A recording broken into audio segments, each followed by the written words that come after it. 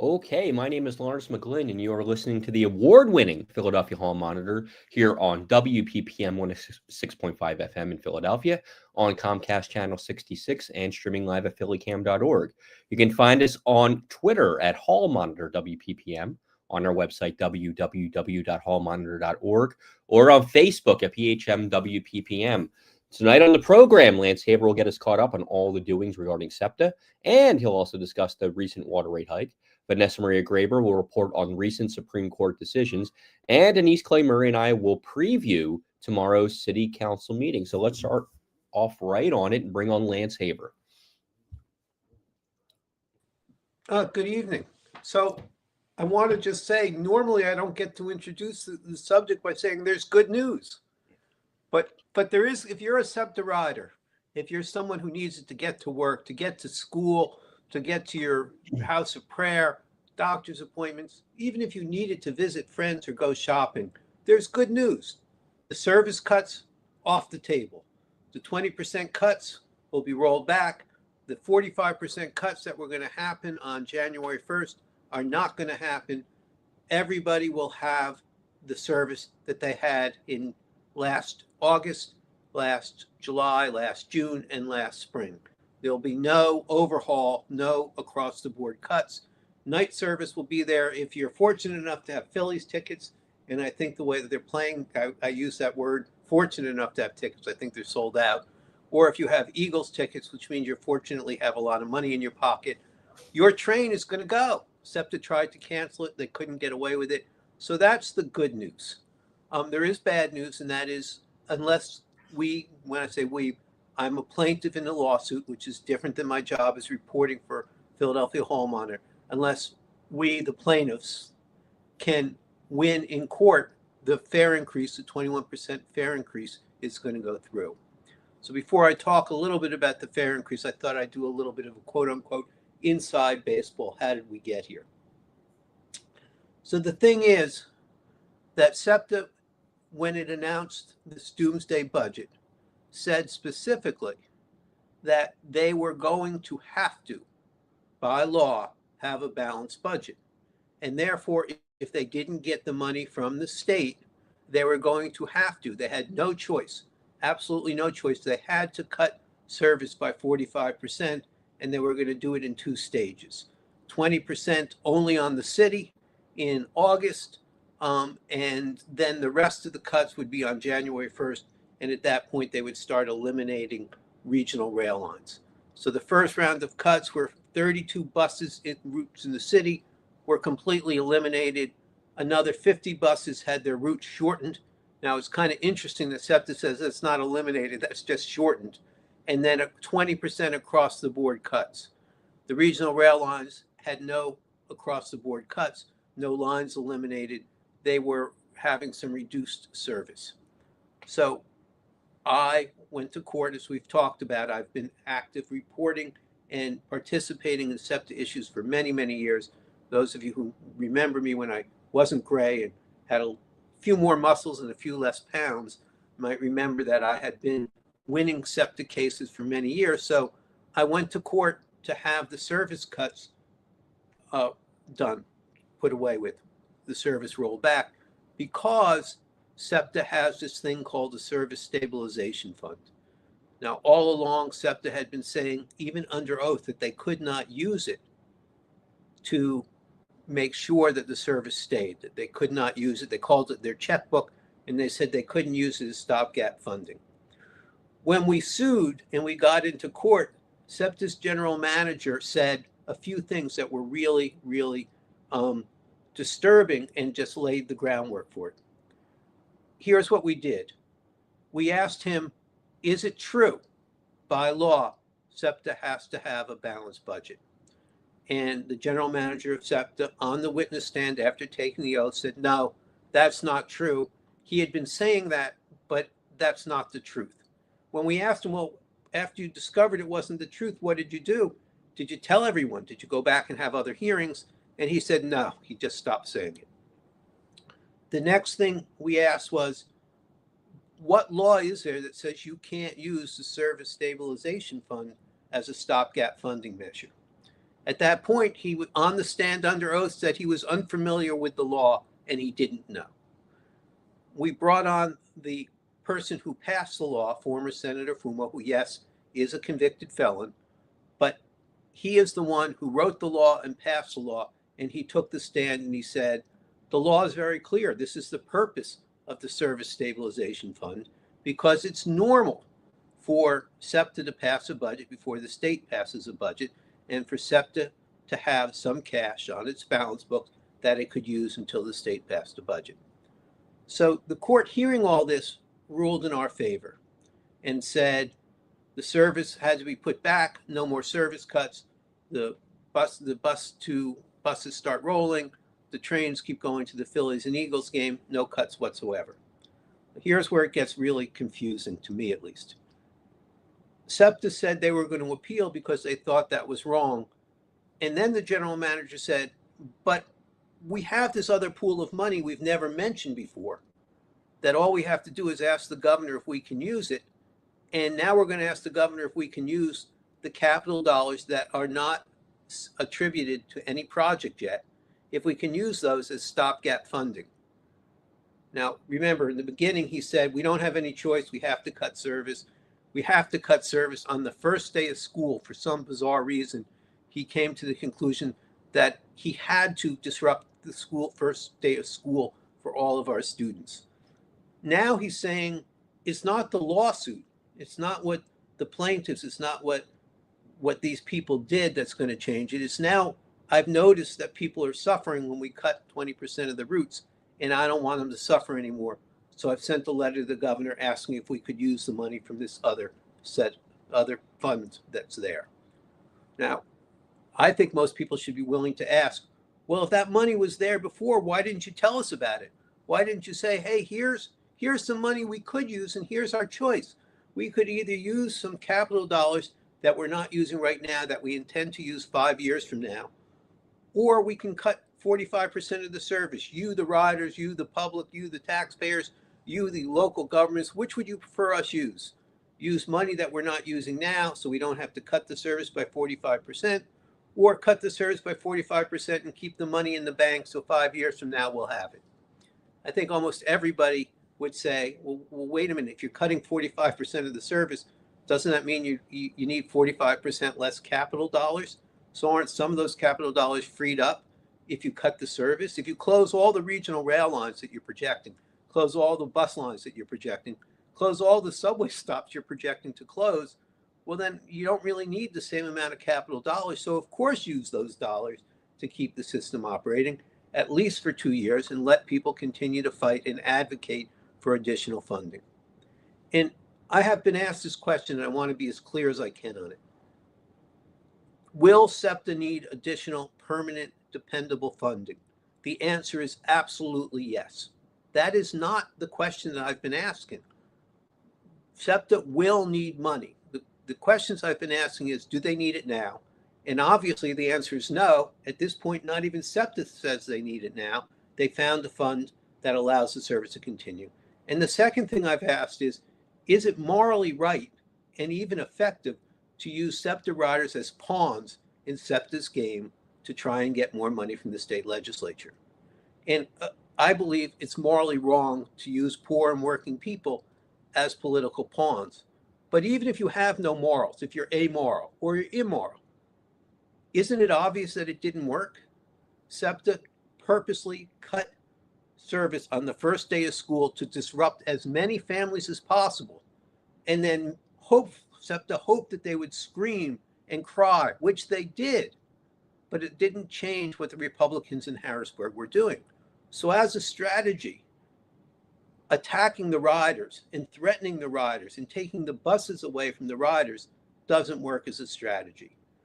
So what would work as a strategy would be to bring all the transit systems in the state, all the businesses that do business with the transit, all the businesses that have workers come to their jobs by the transit system, all the supermarkets and shopping districts that have people come to their stores by the public transit, having them all in Harrisburg with the public transit systems, rather than attacking the riders and taking service away from the riders and saying, well, now that the inner city bus riders the people who are trying to send their kids to school are suffering, they'll send letters to Senator Pittman, who's the head of the Republican Party, Republican Senate in Harrisburg, and urge him to have empathy for us. Well, that strategy is so bizarre that it really defies logic. Senator Pittman runs in his district by bragging about how much he makes the people in Philadelphia suffer. I'm going to cut their food stamps. I'm going to cut SNAP. I'm going to cut their Medicaid. I'm not going to use any tax dollars to help those people in Philadelphia. So why did he believe that if he hurts, why does SEPTA believe if they hurt the people in Philadelphia, that would be like the Grinch growing a bigger heart? Senator Pittman would grow a bigger heart and care. He brags to his constituents about how much he sticks it to Philadelphia. So that's the inside game. The judge said you have to roll back, put the service back on the street. You're not allowed to do any more cuts. SEPTA says, yes, that's right. For some reason, they didn't realize how much pain and suffering it would cause. And now that they realize how much pain and suffering it causes, they don't want to do that to the riders. So they're going to use this pool of money that they never announced publicly existed and could be used for that. They asked the governor permission to do it, which, remember, all along they had been saying they can't ask the governor to flex any more dollars because that politically can't happen. And then they sent a letter to the governor asking if they could flex dollars, and the governor said, sure, go ahead. So SEPTA, every step along the way, has created a false narrative on purpose to make people suffer. And now that it didn't work, that the court said you can't do this, that people stood up to them, they said, oh, well, we don't want to hurt our riders, so we're going to use this pool of money and make it available. That's where it stands. SEPTA is appealing the court order because they don't like the idea that activists are in there saying SEPTA can't be cruel and heartless and violate the state law. They say they have every right to do everything the way they want, and they're going to appeal the case, which of course is going to waste more money for the riders. So I, as a plaintiff, have asked my lawyer to send a letter to SEPTA and say, we'd like to settle. We got what we wanted. We got the buses put back. We got the service put back. We'd like to settle the case. There's absolutely no reason for SEPTA to spend another penny going forward. SEPTA has said, no, they're not willing to settle. They want to appeal it to the Commonwealth Court and then to the Supreme Court. And that will, again, waste literally hundreds of thousands of dollars of riders' money. But if we can call up the first page of the slide, the one thing that remains out there is the fares. And so I want to be, again, as clear about this as I can. SEPTA will need additional money going forward. It needs a dedicated base. But right now, it doesn't need to raise fares. It has enough money. And this is not from me. This is what SEPTA has said all along. They were going to have a $213 million deficit if they didn't get any additional money from Harrisburg, which would mean they'd have to cut 45% of the service and they'd have to raise fares by 21.5%, the largest fare increase in the history of SEPTA, and make SEPTA the most expensive public transit system in the United States. Well, the governor just flexed them $394 million. Now, I went to college, even went to grad school. I didn't study mathematics, but I actually can subtract, and I think most of our viewers can as well. So if you needed 213 and you got 394, that means you got more than what you said you needed. So why are they raising fares this amount? Why is it that they have to go ahead and raise the fares by 21.5%, the highest in the nation? And here's what SEPTA will not say. And unfortunately, none of our elected officials will ask about is fare increases reduce ridership. We know that because there's a history of SEPTA raising fares and ridership falling off. What we don't know is how bad it will be if you raise fares by 21.5%. How many people will say, I'm not going to pay for that. I'll skip rides or I'll buy a car, I'll do whatever. So at some point, economists talk about a death spiral. You raise the price of something to such a large amount that you actually bring in less money. So if you're selling hammers at $10 and you raise them to $20, you may sell so few hammers that you actually lose money by doing that. SEPTA has a prediction somewhere on how many people will stop riding if you raise fares by 21.5%, and they won't make it public. I have asked SEPTA for all of this information, all of the information that was part of the attachment to the hearing examiner's report, where she recommended for the fare increase based on the fake deficit. SEPTA won't give it to me. They're making me file a right to know act, which will, of course, give them 7 to 21 days because they're not going to provide that information.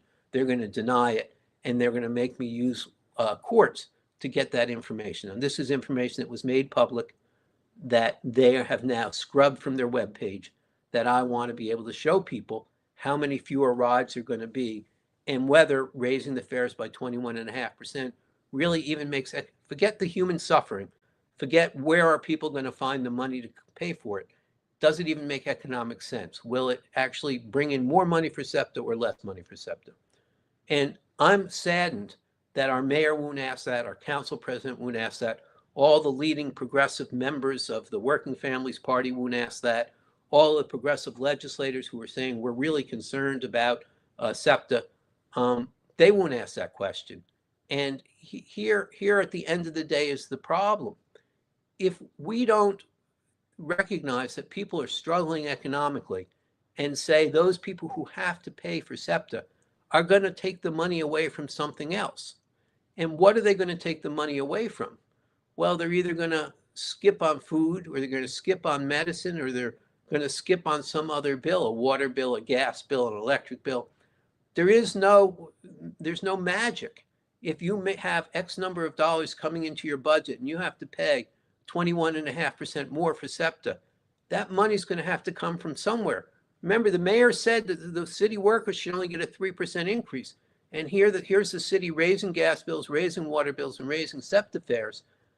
Where do people think that money's going to come from? It's not like, oh, someone making $40,000 a year is going to decide not to go to Europe this year.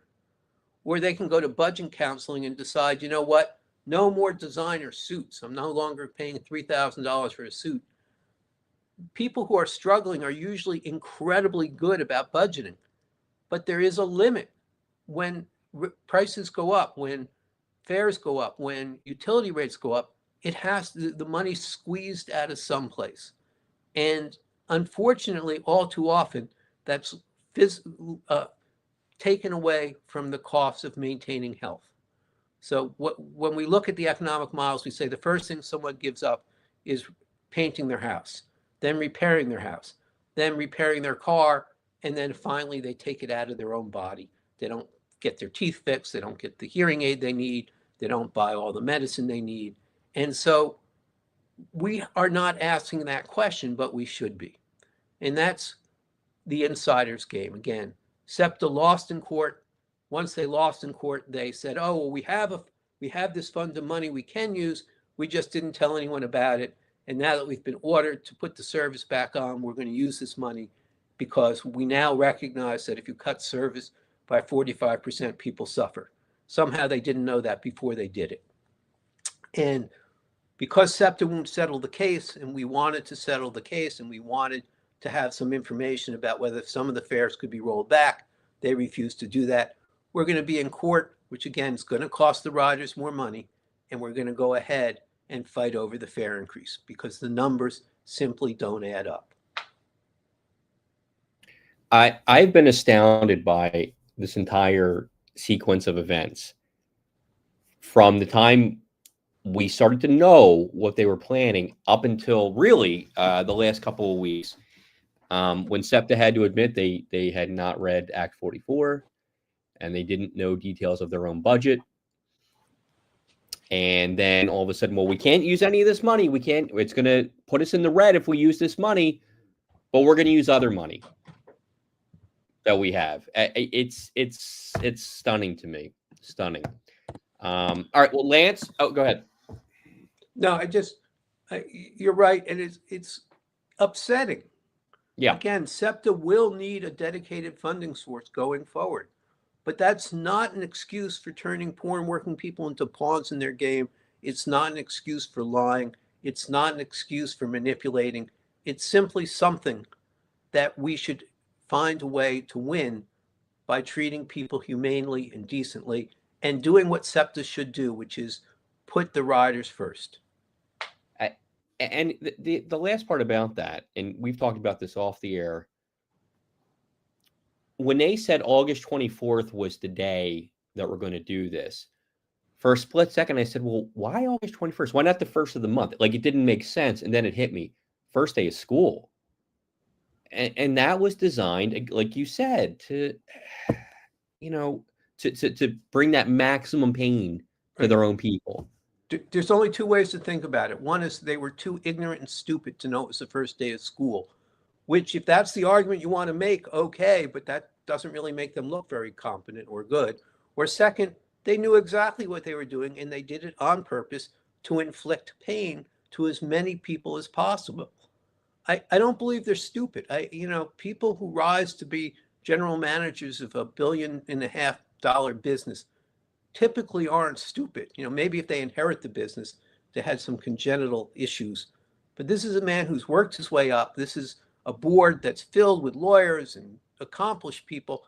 It's very hard to believe that they're that stupid that they didn't know that Philadelphia's school bus is SEPTA, and they didn't know when Philadelphia schools opened, and they didn't bother to check. It defies logic. It defies belief. It's possible.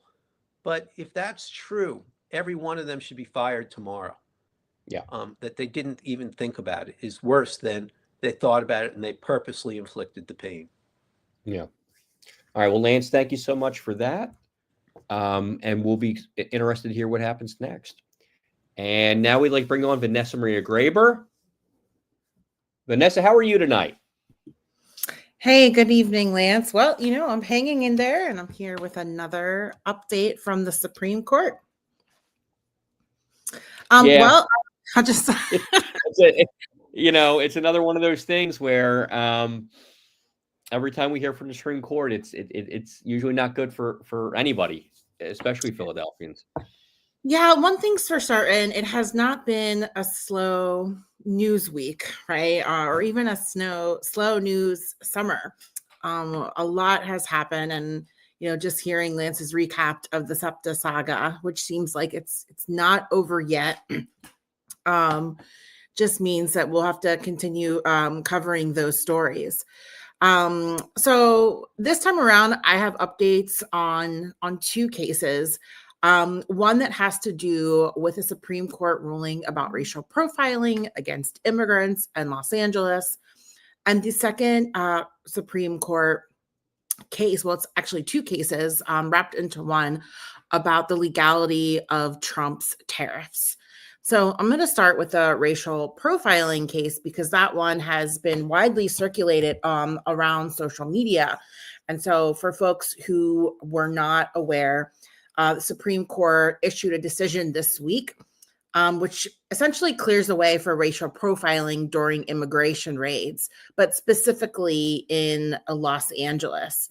And so in a 6-3 vote in a case known as Vasquez Perdomo versus Noem, the Supreme Court granted an emergency request from the Trump administration and temporarily halted an LA judge's order that barred roving patrols from taking people off California streets and questioning them based on how they look, what language they speak, what work they do, or even the location where they're at.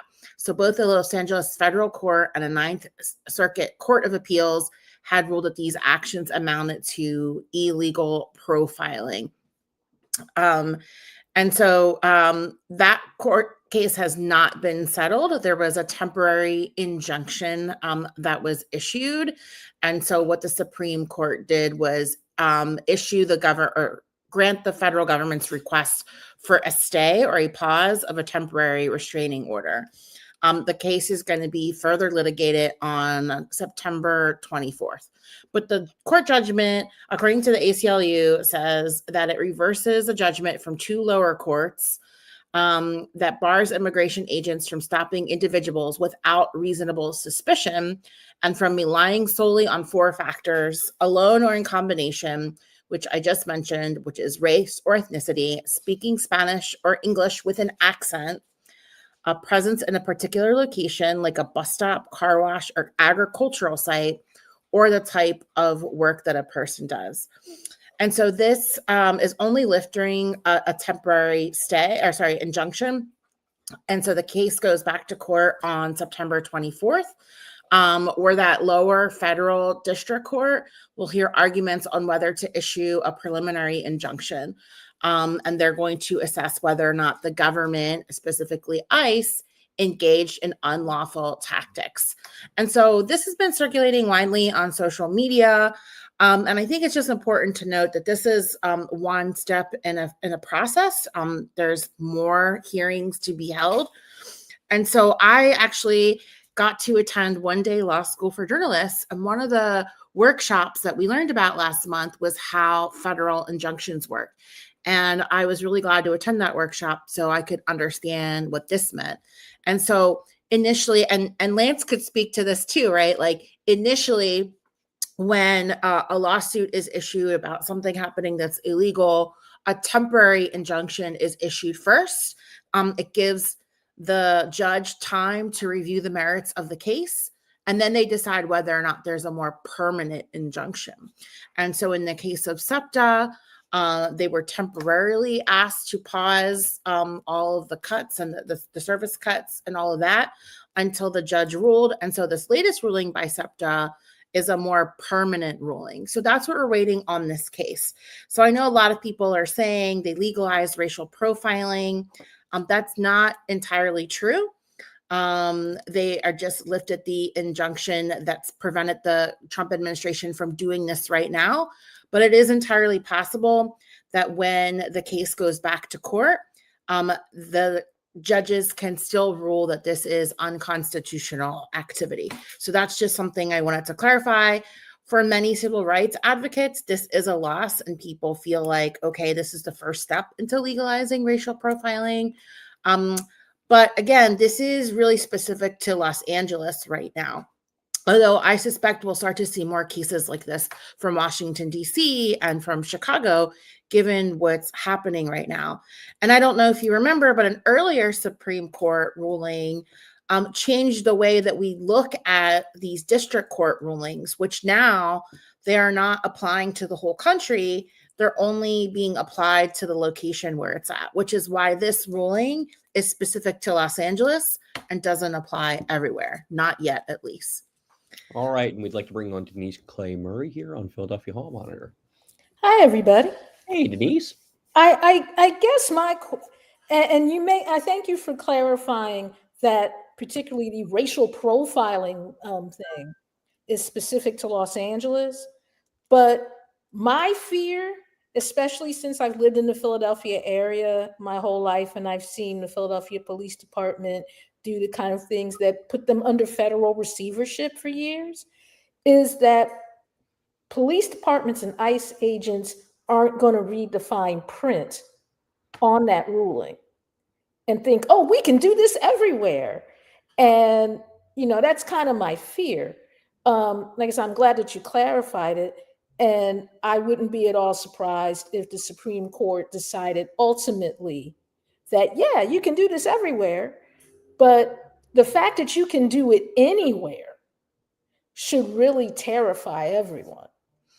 Yeah, so when this goes back to the district court, it is possible for the Trump administration to appeal it again if the district court issues a more permanent injunction. The Supreme Court ruling only lifts the temporary injunction, and so it is going to be litigated. Trump administration could actually win in the lower courts and not have a need to go to the Supreme Court. But also the plaintiffs in that suit could also request to take it to the Supreme Court again. So it's what I'm trying to say is that the final ruling on that has not been issued. It's still in the process of being litigated. But Denise is right. Given the history of this Supreme Court, right, in the last year, and many of the rulings being 5-4 along partisan lines, it is possible that if this does go back to the Supreme Court, that they will rule in favor of the Trump administration. And again, this is sort of a separate issue than local police departments who engage in racial profiling in their local municipalities.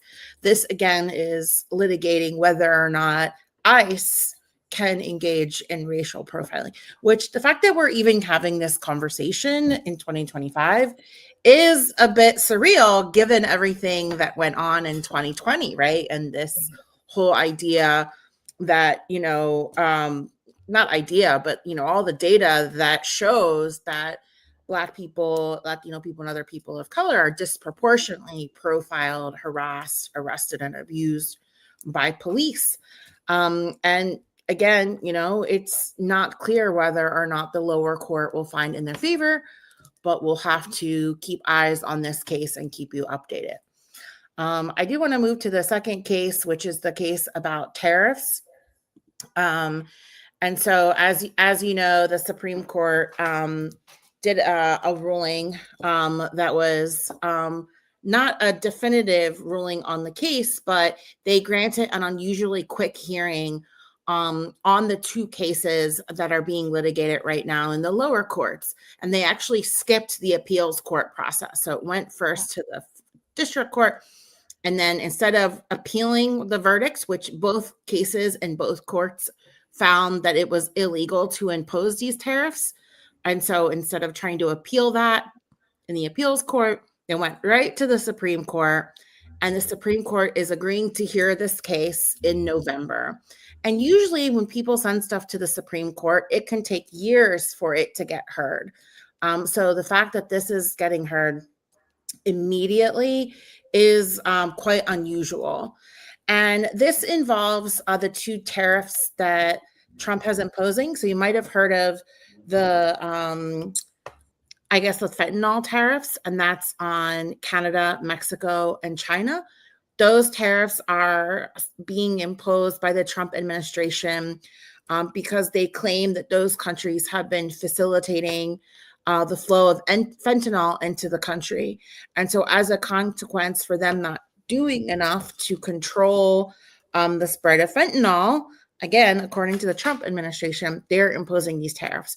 The second kind of tariffs are the tariffs that they are imposing on countries all over the world on goods and products that are imported into the United States, and those are called reciprocal tariffs. Those are both being challenged in court, and again, both times those cases went to court, they were found to be illegal. So we'll see what the Supreme Court says about that. Of course, the Trump administration is touting this as a win. And I want to clarify, they have not won this case yet. And so it is possible, even if it gets fast tracked to the Supreme Court, they will find that they are unconstitutional.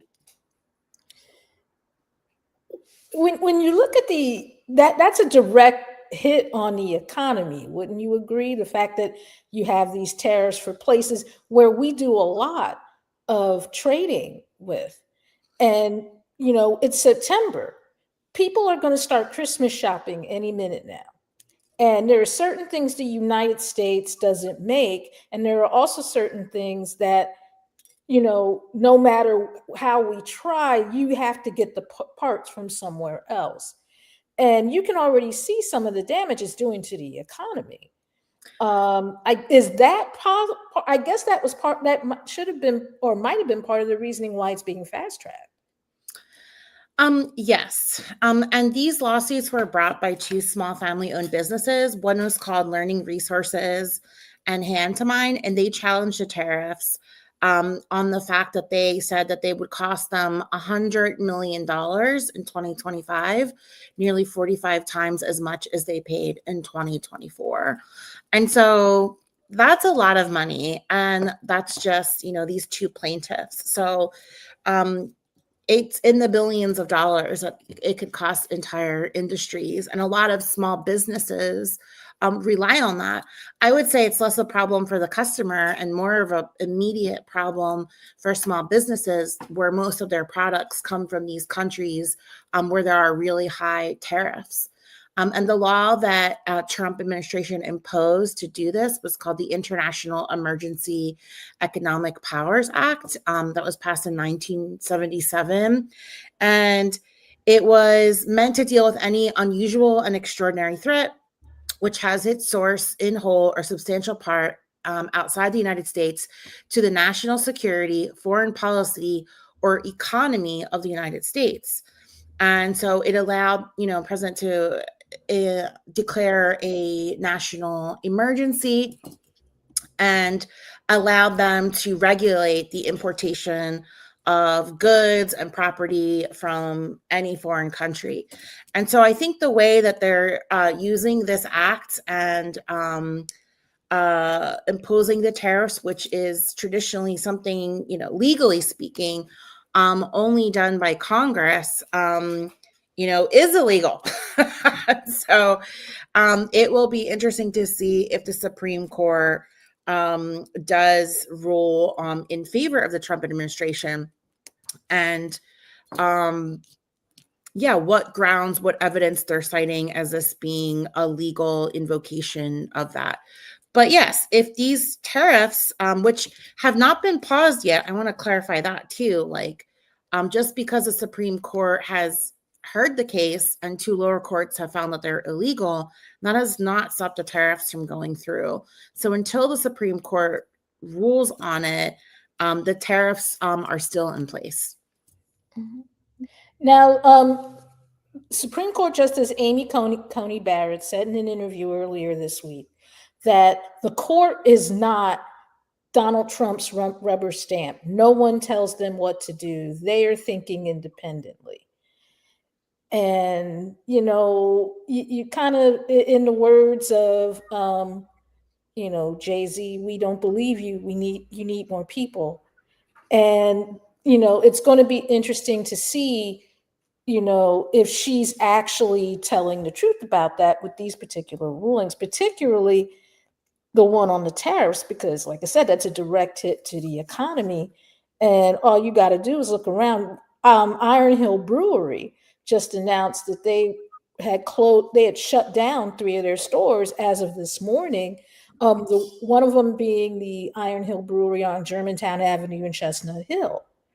So, the economy is being seriously impacted by these tariffs and by the fact that people don't shop as much. And this is just in time for America to be welcoming the world to the World Cup and America's 250th anniversary and Major League Baseball's All-Star Game and all of these different things.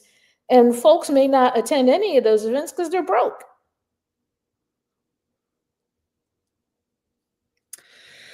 Yeah, I mean, we already have strong indication, right, that there's a lot less jobs.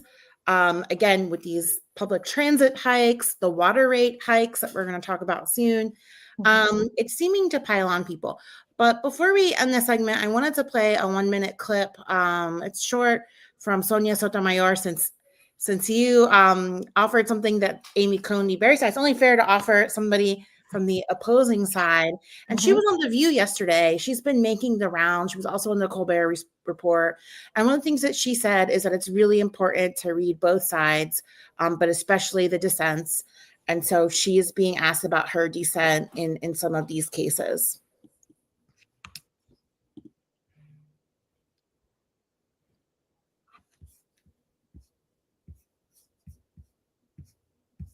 But it affects your future. And it affects the conduct of leaders in the future. Because what we permit today is not going to be duplicated exactly tomorrow. It's going to be something different. It'll be a different group of people. It'll be a different situation.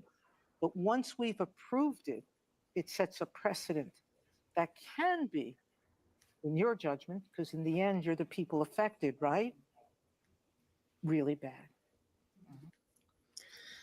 Okay, so that was Sonia Sotomayor. And again, she dissented in that last case about racial profiling. So we'll have to stay tuned. And again, I will keep you updated on all future Supreme Court rulings. All right. Thank you very much, Vanessa. And Denise, Mhm. you're not going to believe this. I bet you I would. Tomorrow is the first day of the fall session of Philadelphia City Council. Yeah, it It's is. one of our favorite days of the year, Mhm.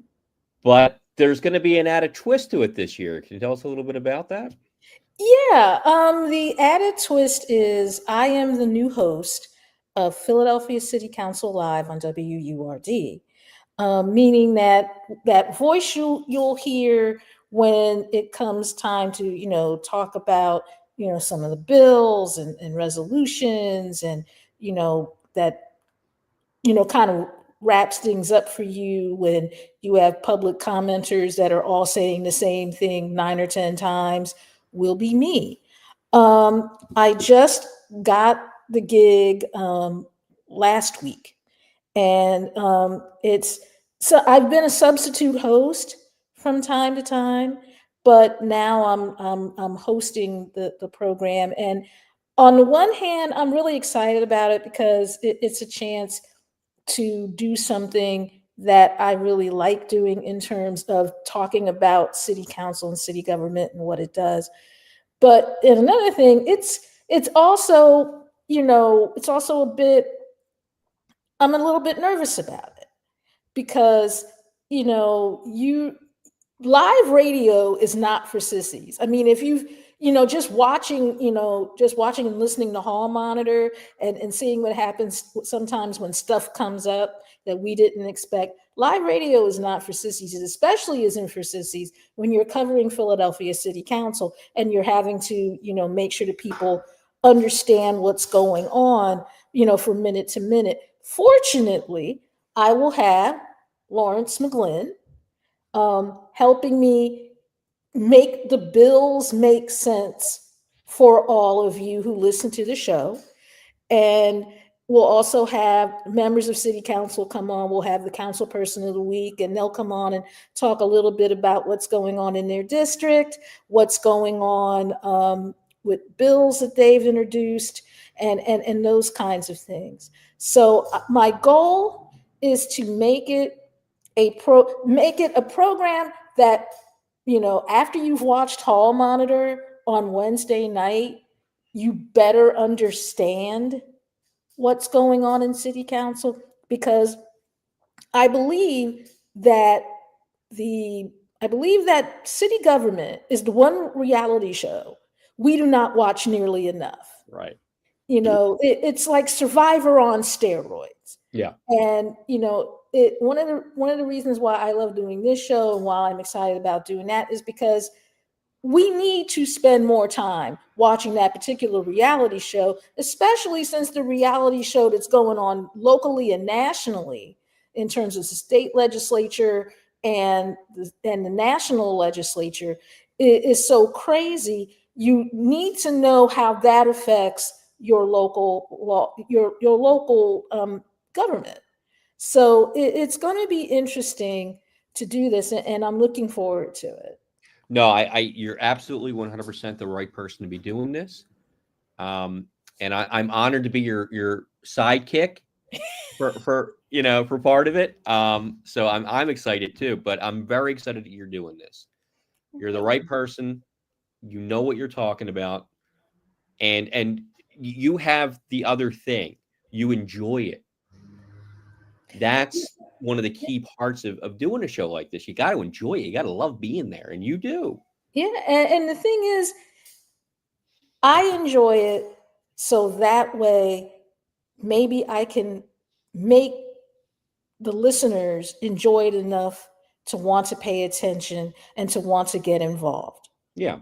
Yeah. Because while the SEPTA thing has been temporarily resolved, and it's temporarily because in 2 years we are still going to come back to this dedicated public transit funding issue that is not being solved. We still do not have a state budget, which is not helping with the whole public transportation thing.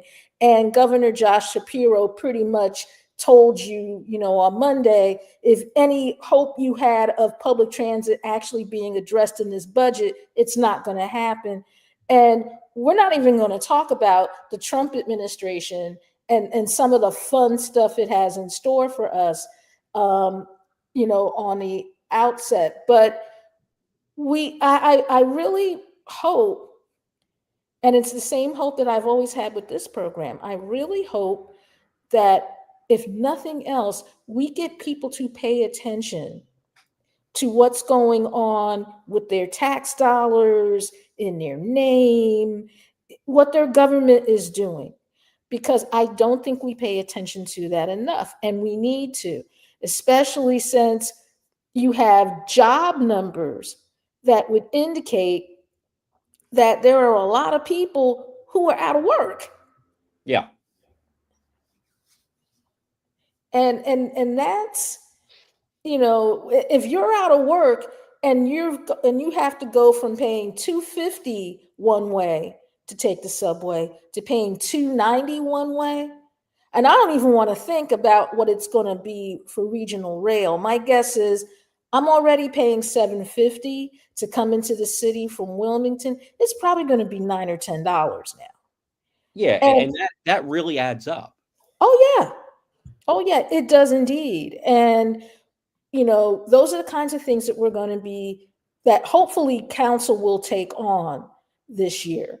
And there'll be some silliness that you hear too. Like, public comment is my favorite part of any city council meeting. And chances are you're going to hear some stuff that's just plain old wacky. And then there will be the times where I'm like, okay, I'm not going to put the listeners through that. We're going to talk about some of the bills that have been passed or introduced to kind of get you ready for the rest of the program. But, I'm looking forward to taking this on, and I'm glad you're going to be there. But then again, you're the only person that's in City Hall more than me. So of course you're going to be there. And I'm hoping it's a good experience and that everybody, takes a minute to listen, and most importantly, pay attention to what city council is doing with your tax money. Mm-hmm. And we're going to use parts of this show, towards the end of our Wednesday night show to get you ready for Thursday. Right. Like, we'll have the agenda as we know it for you, like some stuff to highlight. And because that's important. You may not be able to sit through the whole session. If you know what's coming up, in the highlights, you can be around for that part, or you can go back and listen to that part. Mm-hmm. And it's going to be on WURD, 900 AM, 96.1 FM. And you can also catch it on WURD's app. They have an app. And also on their Facebook page. They're on Twitch. They're on several different social media outlets where you can catch City Council live. And I hope you all do. Mm-hmm. It's going to be a good show, and there's a lot that's going to go on. And as I said, we're going to use part of this show to get you ready for that. So what should we be looking for tomorrow, Denise? What is tomorrow going to be like, that first day of the fall session?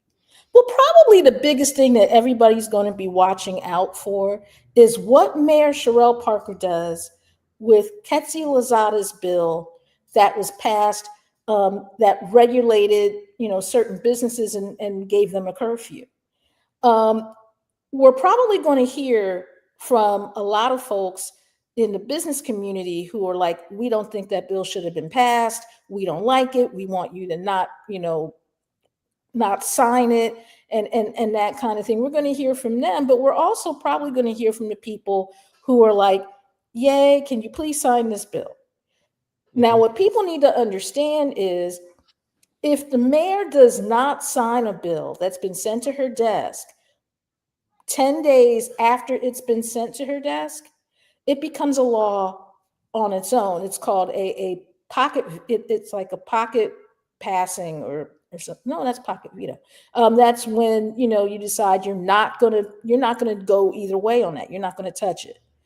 But if she decides to veto the bill, which no one knows what her thinking is on this yet, if she decides to veto the bill, council has a veto-proof majority.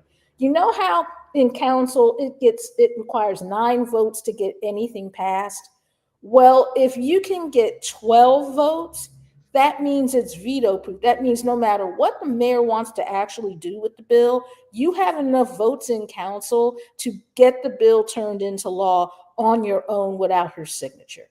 And council has had to do that in the past for more than a few things that the mayor's office didn't want to happen, but council did. So it's going to be interesting to see what happens with that particular bill. There's also going to be a resolution introduced honoring the late Alfonso Deal. Alfonso Deal was the president of the Philadelphia NAACP and a labor leader, and they're going to be sending in a resolution forth to, honor him. And those are kind of the two things I'm going to be looking out for. There'll probably be more because bills will be introduced, but those are that's kind of what we're going to be looking at tomorrow. And, the fall session goes from, tomorrow until about the middle of December.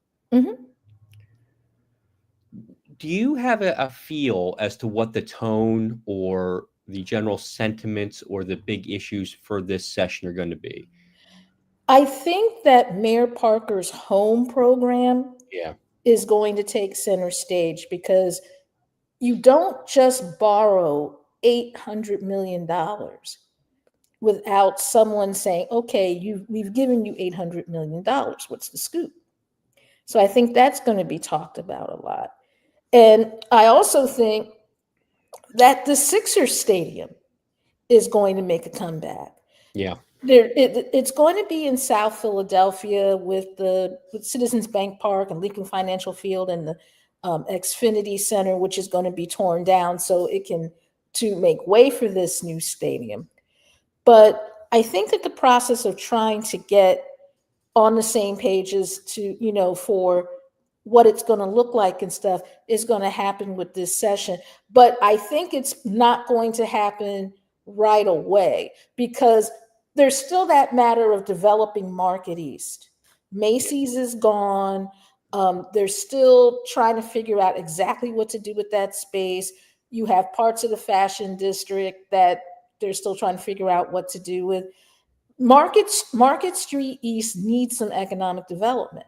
And one of the things that was promised as part of the whole thing with the Sixers is that they would get help in terms of what to do with this, with this section of the city from Xfinity and from the folks at the Sixers to, see what they can do to make this, a more viable commercial corridor. So I think that this session is going to be where council kind of tells them, look, we need some plans.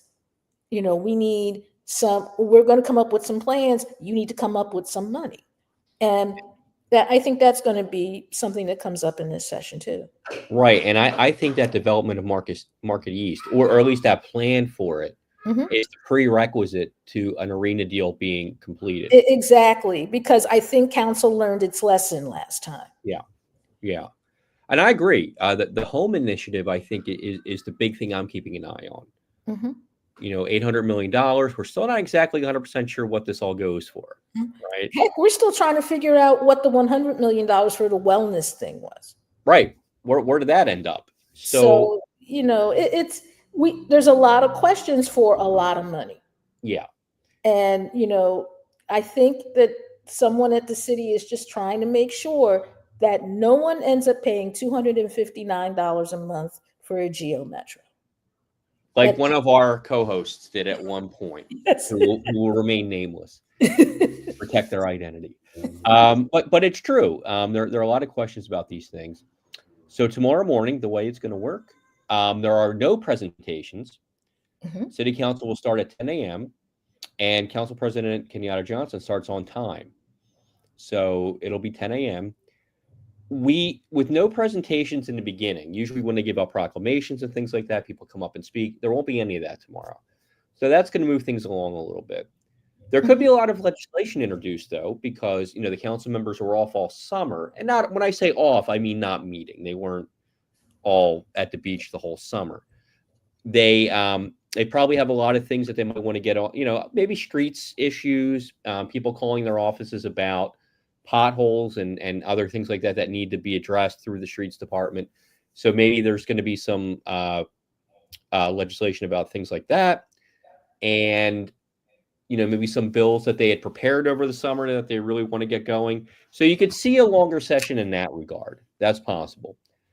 I think public comment might be a little long because the people who do come out for public comment, the regulars, haven't been there all summer, so they're probably raring to go. So you could see a large public comment tomorrow morning or during the day tomorrow. So we'll see. It's going to be interesting. It's always a lot of fun.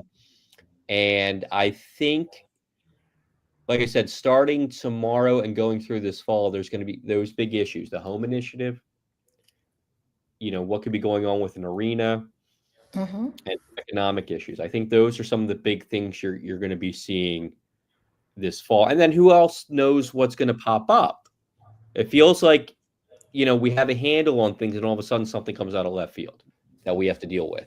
So you can almost count on that. And the other thing too is we haven't heard a lot about Kensington lately.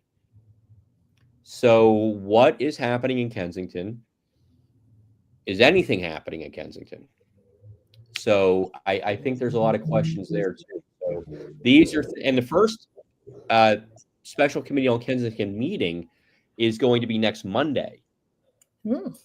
So there's a lot of interesting things coming up right at the beginning that are definitely worthy of attention. I will be at that hearing, and I'll let everybody know what I see and hear there, and ask some questions. If anybody has questions for us to take to council, if there are things you want to know about, email us. Right. Or contact us on Facebook, through our website, whatever you want to do. Let us know what you're interested in, because we'll go and ask. And then we'll come back to this show or go on our newsletter and let people know what we heard. That's what we're here for. So if you have something you want to know, we'll try to find out for you. And if we can't, we'll tell you, well, they didn't want to tell us, which does happen from time to time. So, but yeah, it's going to be an interesting session. I've been looking forward to this, since it ended in June. I've been looking forward to coming back for this. It's the best time of year, Denise. City Council starts again. Football, the weather gets cooler, the holidays come up. What's better than this? What's better? Well, I would say summer in Bermuda, but Too hot. It's too hot. This is what you want, Denise. This is the good stuff. This is what's really interesting. And I know we're gonna it's gonna be interesting for people. We're gonna have some fun covering this on Thursdays for people as well. And using our Wednesday show to help part of our Wednesday show to get things set up. So there's a lot coming up. And SEPTA, SEPTA is going to be an important issue this fall too. Is the city willing to? One of the things that's kind of disappointed me, though, is that once again, we're kicking the can of public transit down the road. Yeah. And that's something that even though council may not have the best opportunity themselves to help with this, they need to be discussing it and providing options of some kind. Right? I'm not saying they can fund it all themselves, because they can't. But if nothing else, city council can be an idea incubator. We've seen that. We've seen good things come out of city council. We really have. And I know they get a bad rap, and sometimes deservedly so. But for the last 5 or 6 years, all the major initiatives that came out of that happened through the city came from city council. So there's a lot of good that can happen here, a lot of interesting things, and we're going to be there for it. Yes. So we have to go now, Denise. Okay. But we will see. So people have to listen to WURD tomorrow at 10. You need to remember that. Look for our newsletter coming out Saturday, which will highlight everything that happened during the week. And then we'll start it all again next week and get it all started for you. So thank you, everybody, for watching. And we'll see some of you tomorrow, and then the rest of you next week.